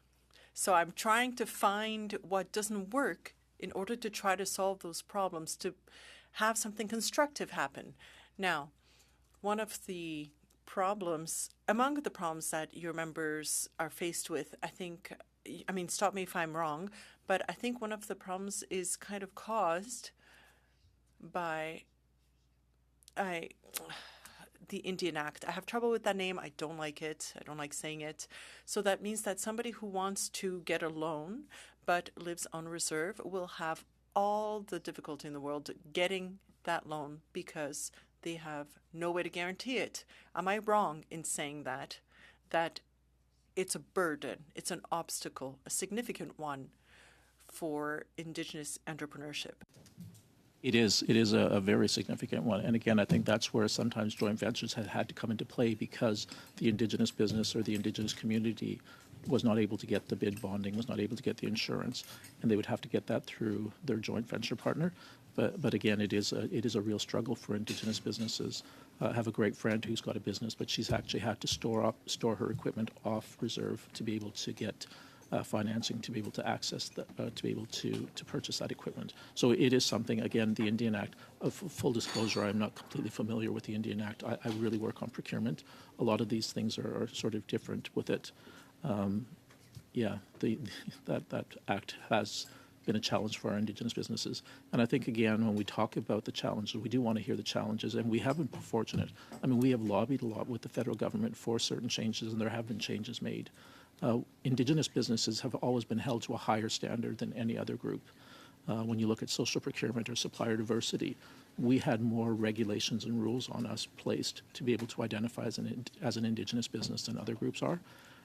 So we want to look at those challenges, removing the 33% employment requirement. And again, Chief Bernard, her brother, John Bernard, was one of the biggest advocates of that because within that growth of his business, he was not able to maintain 33% workforce in the technology field, which is very specialized. And I think by removing that barrier, it helps our Indigenous businesses. So it is good to find out about the barriers and the challenges. But again, successes needs to be highlighted as well.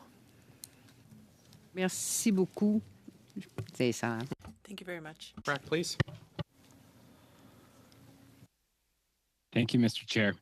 Mr. Ducharme, in a previous response in speaking about your organization's directory of Indigenous businesses, you compared the federal government's approach to their directory, which is solely about proving indigeneity, to your organization's more comprehensive approach, which includes not only Indigenous identity, but also other factors. Is this a fair characterization?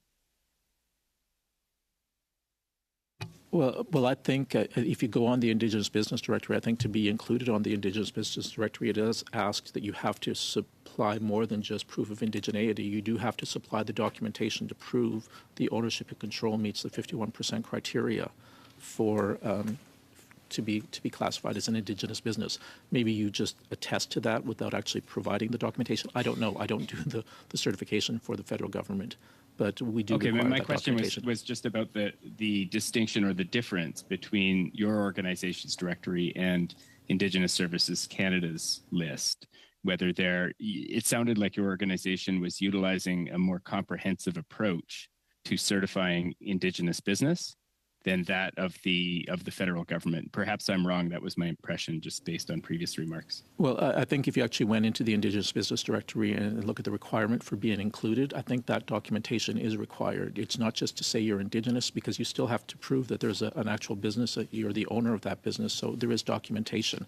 And that's what we require as well, to have the 51% ownership and control be held by the Indigenous individual or individuals. If I may, to both of our witnesses, we have the ability to make recommendations to the federal government to improve this Indigenous procurement process and program. If you could make one recommendation to the government that would improve the current approach, what would it be? And maybe starting with Mr. Ducharme, and then we'll go to Chief Bernard. Just brief, because we're almost out of time. Again, I think the one recommendation is to work with Indigenous peoples and the businesses and give them the opportunities and see what the challenges are from Indigenous businesses to be able to do it. I mean, you have to simplify the process as well, I think, for the federal government with their contracting requirements.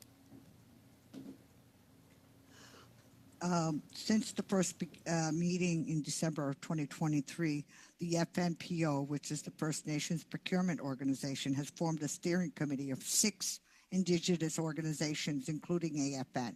I'm looking to secure some funding to ensure the work that is being done there, alongside with the Canadian government, to be part of this, so that they can get full-blown information right from the organizations on how to make this a better process. I do want to, can I say one thing? Being Aboriginal, it's not a skill, but yet an Aboriginal procurement with joint ventures, it's almost like that. If you're Aboriginal, then all of a sudden that's a qualification for bringing to a joint venture. And we don't agree with this. Obviously, you have to start somewhere. That should be small, but we believe that the Aboriginal side of the joint venture should progress, and it doesn't seem to be doing that. We do joint ventures, but there's no initiative for the First Nation portion of that joint venture to grow. So there's some work to be done there, as well as everything else that was discussed today. So I'm really looking to see if we can get the secured funding to move forward and work with the Canadian government on this strategy. Thank you. Mr. Chair, can you get that acronym again? What does that mean, the FNPO? Okay, I know she really talked about the 5 organizations that are working. Yes, the 6 organizations, Indigenous organizations, including AFN. It's the First Nations Procurement Organization. That our very first meeting was December 2023, where we've all come together looking for ways to strengthen the strategy and so we can all be satisfied with moving forward. And if there's a need for changes, let's look at that and work together. I just can't stand the fact that the government does this. They go behind closed doors. They think they know how the best way to serve us when we're not even at the table. That's got to stop. And I've said this to the Prime Minister himself when I was National Chief. And it's not only on this issue, it's on everything across the board. Thank you. Thanks very much. We'll go to Mrs. Block, please. Thank you, Chair, and thank you again for your testimony. As my colleague mentioned, this is part of a much bigger study on a broken procurement system under this Liberal government. And one of the issues that we have found in procurement across government is the use of middlemen, companies which subcontract all of the work, doing none of it themselves, but taking a 15 to 30% cut of any project. And I guess my question to both of you would be, do you support the Auditor General launching an audit into fraud in Indigenous procurement? I do. Yes, if there's just cause for them to investigate, I think it's very relevant, and I think that would probably dissuade others if there's repercussions for it. Thank you very much. I will now turn the rest of my time over to Ms. Kusi. Thank you very much. In my previous line of questioning, I was talking about the subcontracting, but I'm also interested in the business structure which is most beneficial. In your opinion, Mr. Ducharme, should the government seek Indigenous involvement throughout the business structure and not just the ownership to ensure that it is truly Indigenous people that receive the benefits of the set-aside? Are you talking employees within the organization, or when you say the structure, I'm not sure what you're referring to. Yeah, that's correct, yes. There has been a focus on the ownership as opposed to the employees. And in my opinion, this would be a benefit of doing an overview of the subcontracting process and the structure within the process. But just to get your opinion as well, do you think that the government should seek Indigenous involvement throughout the business structure and not just the ownership itself? Well, again, I think then we're going to be held to different standards than other people. I think as Indigenous people, we in turn are going to hire our own people, and our stats do show that that's what's happening. Indigenous businesses hire Indigenous people, but a woman-owned business or a minority-owned business does not have that requirement. That was a requirement that was always done. I feel that as Indigenous people, we're always held to a higher standard than other groups within Canada, and I find that it's almost offensive and racist in ways that we have to prove more. We have to be different than any other group, that more is expected of us and more burden on us to be able to succeed and grow our businesses. In regards to that question, if I may, yes, please it do. was mentioned that the First Nations, the organizations or the businesses, Indigenous entrepreneurs and businesses have to hire so many Indigenous people. That could be to the demise of any organization or business. John Bernard from Donnacona had an issue with this back in 2006 when he spoke to the Standing Committee. The problem lies with that is if there's no qualified people to do that work, or Indigenous people, then we are cut off. And that is to the demise. And no Indigenous company or non-Native company would hire people for the sake of just hiring them because they're Indigenous or not. It could be to the demise of that company. So in insisting a percentage of Indigenous people being hired, I don't think that should be really implemented in here. We always try our best as Indigenous companies to hire Indigenous people, but if we can't, then we are cut off from the bidding process, and that's just not correct. So there's definitely more work to be talked about, to be done there. So I do agree with the other speaker that it needs, or the other witness, that it shouldn't be an issue, but the ownership at 51 plus should definitely be, and to prove that they are the owner and they are getting those benefits. It's important. Thank you very much, Mr. Chair. Mr. Sousa, please. Thank you. Chief Bernard, thank you for your testimony, Mr. Ducharme. Chief Bernard, you mentioned earlier that 5%, that if the Métis Nation or members of the Métis community were to receive up to 5% of the contracts, then there would be no room left for the AFN. Now, is that correct, or is this not that's a floor? It's not a ceiling, right? There's opportunity to continue on with contracts with those that are identified. Is that not correct? Absolutely, that is true. But if you look around the table, you can probably look at everybody around that table right now, say that they have Aboriginal ancestry. They may even Sorry, have I'm going to Métis cards. Sorry, I'm going to interrupt. Can you move your mic back down? I can't hear you. Or up? Just. We can't hear you at all right now. Can you hear me now? Perfect. And you start Okay. again, please. Yes. So I do want, if you don't mind, if there could be a repeat of that question, I'm sorry. Yes, certainly.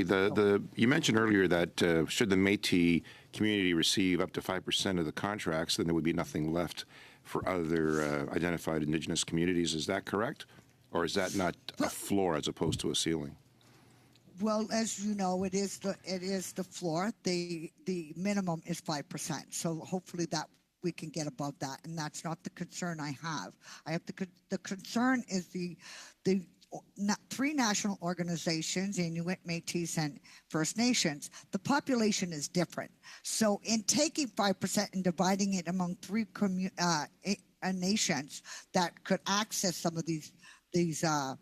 So let me correct that. I mean, you again are suggesting that if those other two communities got 5%, there would be nothing left. That's incorrect. Is that not so? There's more that can be had for more if there's more opportunities. Well, there's more that can be had. Absolutely, more can be had because, as you mentioned, it is not the ceiling. It is the floor for that 5%. We're hoping to go above that eventually, and hopefully on a yearly basis we get up to that 10% if potentially possible. But my concern is if the government sees that they're at that 5% and you have one or two businesses that make up for that whole 5%, then there's no obligation on the government's part to look at all the other smaller First Nations entrepreneurs who may be looking for. Thank you. Mr. Descharmes, do you share that concern? Again, I think it's the reporting. What I am concerned about is if there is a $500 million contract that's a joint venture. I mean, that's taken up a lot of spend. The 5%, again, is a floor, and I think it can go over to that. It's not 5% that is divided between the three groups. It's Indigenous. And again, we can exceed that 5% between all three groups. So the government and the ministry is undergoing a review of this very issue, and the very issue of identifying who's Indigenous and who is not, and determining through consultations with other groups how to proceed in an effective manner. Has your organization been contacted by the government on this issue, Mrs. Sharp? We work a lot with the government on Indigenous procurement, and I think even the AFN, there's been a few different committees that we've sat on that we've talked about Indigenous procurement. Chief Bernard, has your organization been contacted by government in trying to determine the best way forward on this issue? No, this issue in reference to membership of the organization has been an issue from the beginning, and it's something that I haven't seen government take this seriously. As you know, everybody can have a descendant, up to 10 generations. That makes them Métis. It's just not fair when our organization under First Nations are all under the federal government, where they tell us we're cut off after second. So where this is just, it's more work than ever, and it's not something new. So it definitely needs to be looked at. Chief Bernard, I'm talking about the status of the Indigenous Business Directory. Have there been consultations with the organization to determine how best to proceed? Not that I'm aware of. So the review that's being underway now with other stakeholder groups, you have not been, not you specifically, but your organization has not been. I'm assuming they have. If you're telling me that government is already undertaking this, then they must have reached out to AFN. So, Mr. Deschamps, we have differences of opinion, obviously, here between various organizations to determine who's Indigenous and who's not. And you've already identified that you and your directory that you've established alongside your business directory for those that are Indigenous. How well received are they in the community in terms of the private sector in determining those contracts? Well, I think any of our Indigenous businesses are recognized by the private sector, and they are well received within procurement opportunities. And what is your do you have consultations with AFN and the Inuit community as well in these determinations? There are a lot of different consultation groups, and the AFN does sit on committees that we sit on when we talk about federal procurement and advancing the 5%. There is the Indigenous Procurement Working Group, which is made up of ITK, the MNC, the AFN, other national Indigenous economic organizations as well.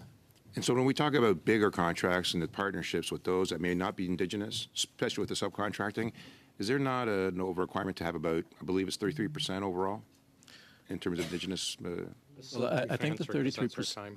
Oh, thank you. Can you answer quickly? Probably not. Thanks, Mr. Sousa. Mr. Genuis, please.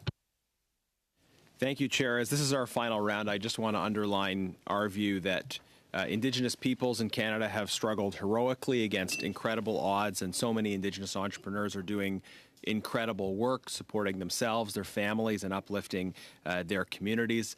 I can say from an Alberta perspective, we've seen this particularly in the oil and gas sector, and how many Indigenous peoples, businesses, entrepreneurs, communities are part of and benefiting from the development of our energy resources. But it stretches across all sectors, of course. Meanwhile, the federal government in the last 9 years has broken the procurement system. So we are here celebrating Indigenous successes and also holding the federal government accountable for failures of engagement, of consultation, of responsiveness, of verification that we've talked about and that we've heard about from the witnesses.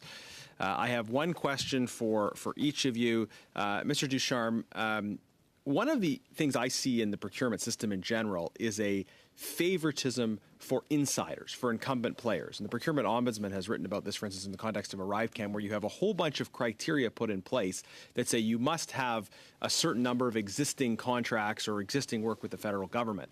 Now, an obvious effect of that, it seems to me, is that it excludes new businesses and people from historically disadvantaged backgrounds who are starting businesses, don't have perhaps the same kind of institutional history, are excluded by those kinds of rules. So you have, on the one hand, policies that are supposed to promote Indigenous procurement, but you have other policies which, in effect, make it more difficult for especially newer Indigenous businesses, as well as probably other minority-owned businesses, to access those opportunities. So would one way of improving the system also be to simply remove a lot of these kind of insider preferences that exist in the system so that new entrants have an easier time bidding on federal government opportunities? Of course. I mean, I think making it easier for our Indigenous businesses, having that previous work experience has been one of the biggest struggles. I mean, if the government wanted to include Indigenous businesses and they didn't have it, and they require them to have previous experience with the government, well, they're not going to get those. So that is one area that we've been lobbying and advocating for as well, like even with joint ventures. Right now, the non-Indigenous partner can provide all three references. We would like to see maybe the Indigenous partner have a smaller reference requirement, but then to ensure that it's making it easier. And again, there is a lot of people that want to keep using their same incumbent, but we have to look at to make sure that every opportunity should be reviewed to see if there is Indigenous capacity and invite Indigenous businesses to So that. just to probe that a bit, actually, it sounds like what you're saying is that the combination of these Indigenous procurement policies, but also with kind of the preference for insiders, is pushing Indigenous businesses towards joint ventures, perhaps in cases where the Indigenous companies might be able to do the work themselves if there was a lower requirement on references. Is that true? I don't mean to put words in your mouth. I'm just trying to I guess in a way it could be, but again, also lowering the requirements, because again, the bid bonding, like some of these requirements with the bid bonding and the insurance, makes it impossible for our Indigenous businesses, and for them to be able to do it, they do need to have partners. Right, yeah. The key thing should be whether or not the company can do the work, right? Yes. And to Chief Bernard, my expectation would be that the end objective of this policy is to improve economic opportunity for Indigenous communities and for Indigenous peoples in general across the country to be able to benefit. The means for getting to that objective, of course, is to support Indigenous entrepreneurs, but with the ultimate goal of general uplift for Indigenous peoples and to move towards substantive economic equality of opportunity. But Minister Haidu and David Yeo in his comments as well have essentially said it's just about the individual. It's about verification of the individual and the individual benefiting. As we've talked about, they haven't even done a very good job of providing that verification. But if this policy is working right, would we expect there to be a general uplift of Indigenous communities? And how can we track to ensure that this policy leads to that general uplift? Thank you for the question. Well, right now, yes, I feel that there should be an uplifting here of the communities through the the community members who are the entrepreneurs. Now, if you're Métis, you may not be associated with the First Nation, so there's no potential there, depending on where you live, because a lot of the Métis are not associated with First Nations, so they're not associated with those communities. They just happen to be descendants. So there lies the issue there. But definitely, if the entrepreneur is from a First Nation, there should be some uplifting of the community as well as the entrepreneur eventually. And so the validation of that database on how many Indigenous communities there are in Canada, we are easy for us to, for the AFN, because we are associated with First Nations and our membership list is in Ottawa, that they approved. Whereas if you're looking for the status of a Métis, they were just walked into the office and said they were Métis and showed something that they were 10th generation, and they became Métis, and they are now considered Aboriginal businesses. And that's where I have the problem. Perfect. I have to cut you off there because we're out of time, Chief Bernard. We're going to go to Mr. Batiste, and then we'll finish with Mrs. Vignola and Mr. Backrack. Go ahead, please, sir. Thank you. And Regional Chief, just, I think that you have done a great job of showing the complexity and the general inequalities that are out there when we look at trying to determine who is Indigenous. And this committee is tasked with trying to figure out how do we improve Indigenous procurement. But at the end of the day, it falls back on who is applying. The Conservatives believe that this is a simple process where we should have a simple solution. But across Canada, whether it's academia, whether it's business, whether it's the music industry, there are those who've benefited unfairly because of the question of who is Indigenous and who is determining who is Indigenous. You mentioned that you have a committee, FNPO, that is looking at this.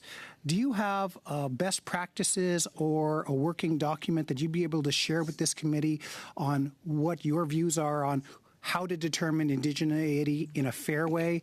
And go further to that, if you don't, do you know of anyone across this country who's done this in a way that's helpful for government to figure out this question of how do we, as a primarily non-Indigenous entity, determine for Indigenous people who and who isn't part of them?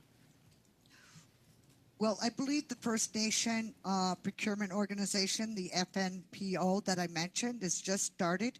So there may be something that was discussed within the last 6 months since the initial meeting. And if there is, I definitely could get it to you. I don't see that as a problem. But definitely the support of this organization with the other 6 Indigenous organizations is important. So I just really want to put that out to the committee members, to the Senate Standing Committees here. So it's essential to get the work done, and you need, in order to get it done fast enough and cheap, less costly, is to involve us. So definitely moving forward, we should be able to get something from the FNPO as long as we have the funding to continue. But I'm not sure where that lies. But definitely, this is a request from the AFN to establish some funds to be able to move forward and let us do the work with you. Thank you. So, Regional Chief, just in terms of following up on that, I'm glad to hear that there's an organization tasked working collaboratively with different levels of organizations to address this topic. Can you tell us more about the FNPO and if you're someone sitting in a reserve in Eskasoni in my community and you say, who is this organization and why did we give them the mandate to determine who's Indigenous for the rest of us? How do we have confidence that this organization has the mandate to do such things? Well, I don't know at this point in time. I was not part of that very first meeting in December 2023. And so it's just initially starting. And the players around the table, I don't have that list or anything at this point. But in moving forward, definitely this organization should be the one working with the government to to ensure that we are looking and ensuring that it is Indigenous entrepreneurs that are participating.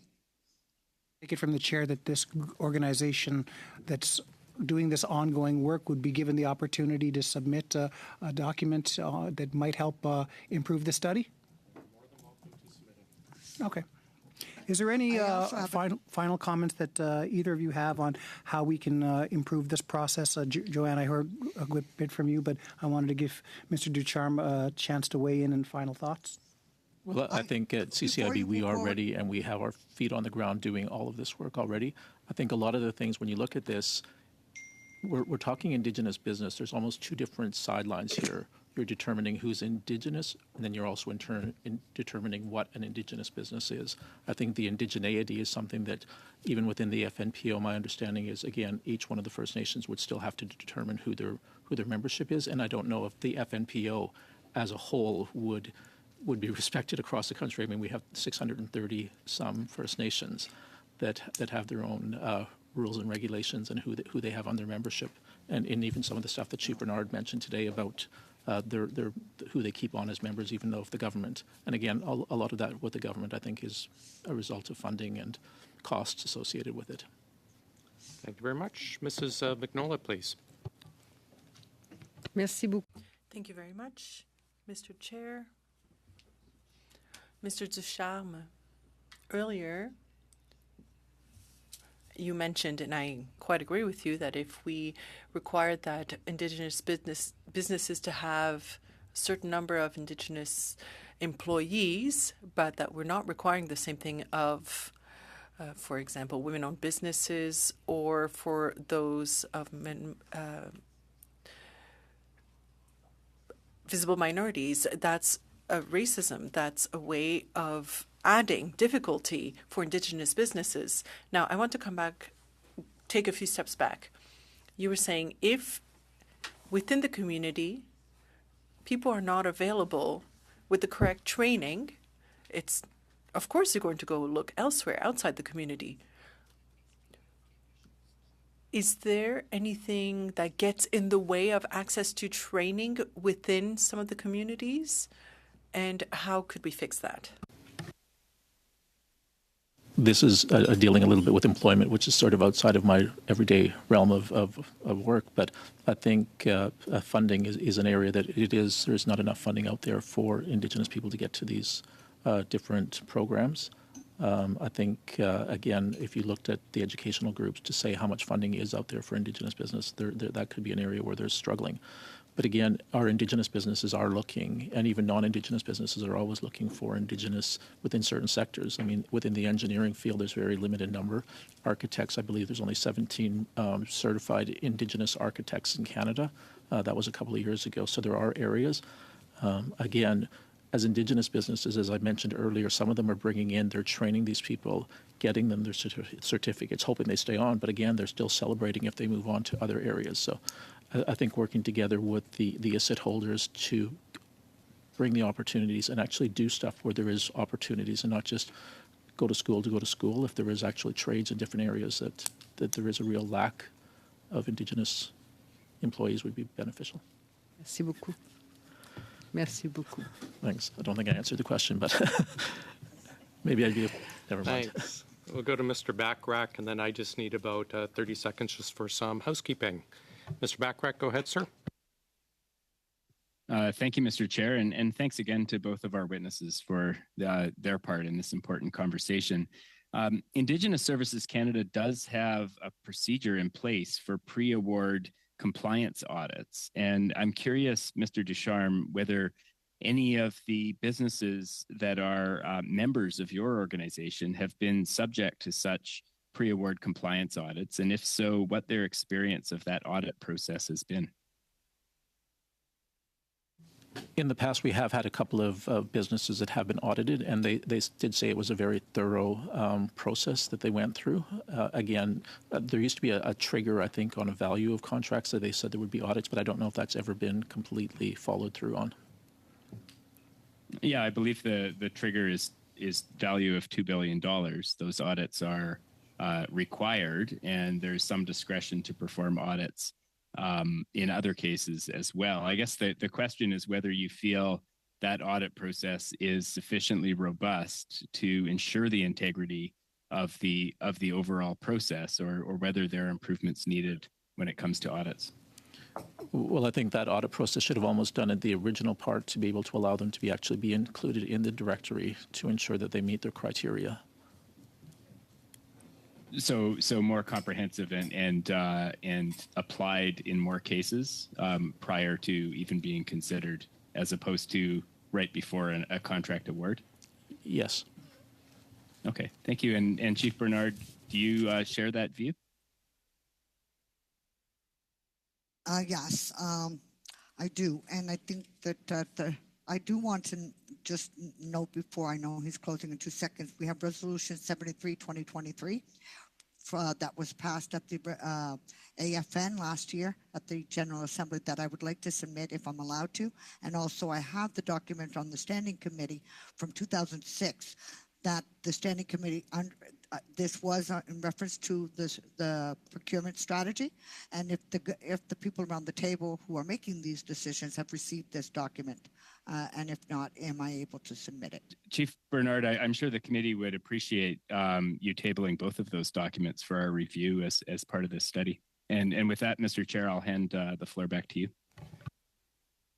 Mr. Bachrach, yes, I'll get you in a second, Mr. Genuis. Mr. Ducharme and Chief Bernard, thank you very much for joining us. You've both been wonderful witnesses. We've gone through the study partially in 2018, and I'm still learning some more on the issue, and you've brought some very important things forward for us to work on. I hope we'll see you back at OGGO one day in the future where we're celebrating fixing this system. But thank you very much. I have about 30 seconds I need to do for housekeeping. You're welcome to sit in on this OGGO business, or you can excuse yourselves. But thank you again for joining us. Colleagues, real quick, October 1, September 30th, we're not here. October 1, we're kicking off the environment audit. My intent is to invite the Deputy Minister and the CFO to start off, and then just ask you to provide witnesses by tomorrow for the other two meetings. So if you do that by 3 p.m. tomorrow. Canada Post study has gone out. So I'll get back to you. Canada Post study has gone out. If you could have recommendations to us within 1 week, 7 days, please. Translated would be preferred. On Canada Post, Mrs. Vignola had a motion regarding official languages. TBS has requested to join along. We're not part of the witness list, so I'm just seeking UC to have TBS join official languages in Canada Post at that meeting. We're fine with that? Wonderful. On the issue of, just on the environment thing, and then Mr. Genuis, sir? Just for my memory, can you refresh my memory around the environment? And this was on the grants and contribution audit that came out, I think last week or the week before. Okay, that's so what we passed a meeting for 3 meetings. Yeah. So I figured we'd just start off with the DM and the CFO. Okay, and you want witnesses for that by the end of tomorrow. By end of day tomorrow. We figured tomorrow because it's limited, because it's just within environment. Yeah. Is it possible, just because I got to catch up on it, can it be Thursday noon? Sure. Okay. Is that fine, everyone? Thursday noon for witnesses? Thank Wonderful. Thank you, sir.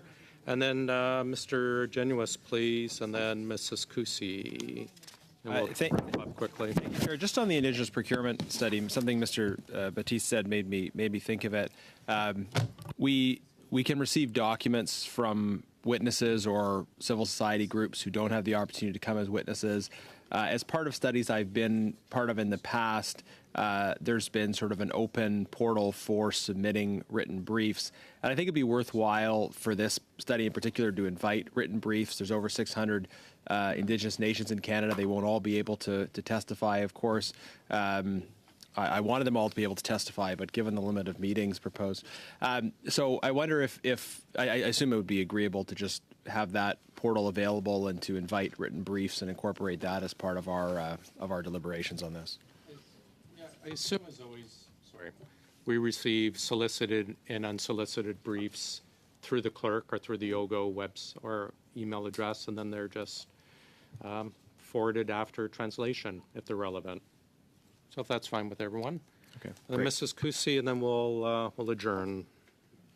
Thank you, Chair. I was just looking for the status on the invitation to Minister Jolie regarding the Global Affairs Canada property portfolio. Oh, yes. We had invited, we had two witnesses invited, Miss Nicholson, and I think she's agreed in 2 weeks' time. I can't recall the exact date, October 3rd. Minister Jolie was not available on our regular sitting times for OGGO. We've advised the clerk to go back and ask for alternate dates around the OGGO time that, if necessary, we'll add in an OGGO meeting. We have not heard back. We communicated this again yesterday, and we have not heard anything back, but I'm hoping we can find a date. But we haven't heard back from Global Affairs. Thank you. Just briefly, Mr. Genos. Yeah, just to reiterate, I mean, the committee voted to ask Minister Jolie to come. We can, I suspect, be available at any time. I know she's been in Ottawa. She's been in the House. She's here. She's in town. So we have important questions to ask, and it would be a big surprise to me if a minister who's been invited by committee, who's in Ottawa and available would, and when we're extending the maximum flexibility, I sure hope she appears before Thanksgiving as we've proposed. I assure you, your humble chair and your humble clerk are on it, and we've extended all available considerations to Global Affairs. With that, colleagues, thank you very much for today. Wonderful questions. We are adjourned.